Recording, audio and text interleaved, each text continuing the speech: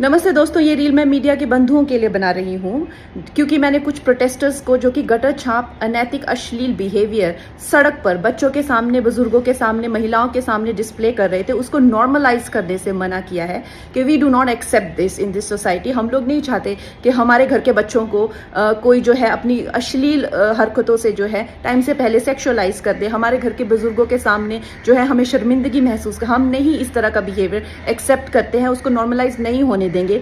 तो मीडिया जो है मेरे खिलाफ गैंग अप कर रही है और ये नहीं बताएगी कि जैसे स्काई रूट जैसे स्टार्टअप की मैंने कितनी बड़ाई की, हमारे देश के जेनजी जो हमें इतनी ऊंचाइयों पे लेके जा रहे हैं, नीट के छात्रों को मैंने खुद स्वयं जो है कितनी बधाई दी। और ऐसे बच्चे जो कि अपने परिवार की जिम्मेदारियां उठा रहे हैं, हमारी टीम में भी ऐसे बच्चे हैं, हमारे घरों में रिश्तेदारी में भी जेनजी भाई बहन हैं जो कि हमारे बड़े काम संपन्न करते हैं, लेकिन कुछ चंद फॉलोअर्स के लिए और चंद कमेंट्स के लिए और कुछ लाइक्स के लिए ये मीडिया वाले इतने ज़्यादा बिक चुके हैं।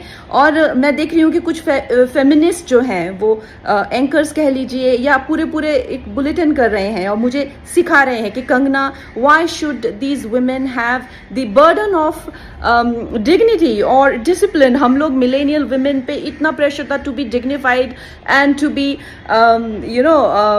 Disciplined, why do we have to give that burden to this generation. Excuse me, क्या आप अपनी बेटी को ऐसा सिखाएंगे?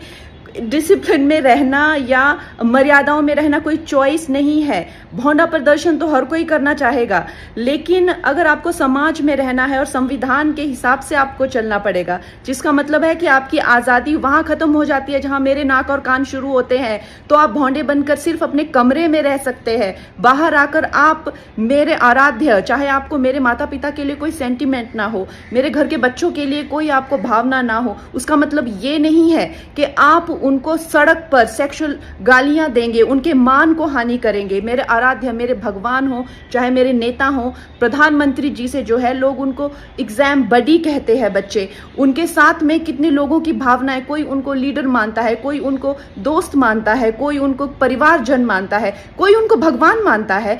उसी तरह से आप किसी की फीलिंग्स हर्ट नहीं कर सकते हैं। ये कोई कूल बनना नहीं है, ये एक बेसिक सिविक सेंस है और अगर आपको ये नहीं आती है तो आपको सीखना पड़ेगा।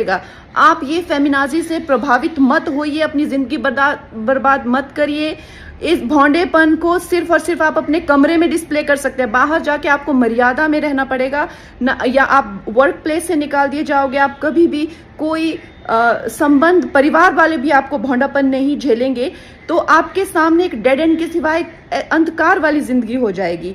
वैसे अगर देखा जाए तो साइंस भी कहती है कि ह्यूमन लाइफ का जो पर्पस है वो एवोल्यूशन है, और शास्त्र भी कहते हैं कि आप पुरुषोत्तम जो सर्वश्रेष्ठ है पुरुषों में, उस एवोल्यूशन की तरफ जाइए। लेकिन ये फेमिनाजी आपको सिखा रही है कि आप एनिमलिस्टिक जाइए और आप अपने गले में ऐसा, मतलब आपके गले में पट्टा डाल रहे हैं कि आप एनिमल बनिए, आप एनिमल टेंडेंसीज जो है वो डिस्प्ले कीजिए और बिल्कुल आउट ऑफ कंट्रोल हो जाए, भौंडे हो जाए, ताकि आप जेल में पहुंचे।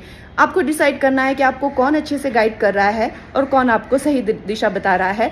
मैं यही कहूँगी जो मैंने अपने बड़ों से सीखा है और जिन्होंने मुझे गुरुओं ने जो मुझे ज्ञान दिया है वो यही है कि ये हमें जो जीवन मिला है वो इवॉल्व होने के लिए मिला है, रिग्रेस होने के लिए नहीं मिला है एनिमलिस्टिक टेंडेंसीज में। सो आप प्लीज़ इवॉल्व होइए और सबको गुरु पूर्णिमा की बहुत शुभकामनाएं।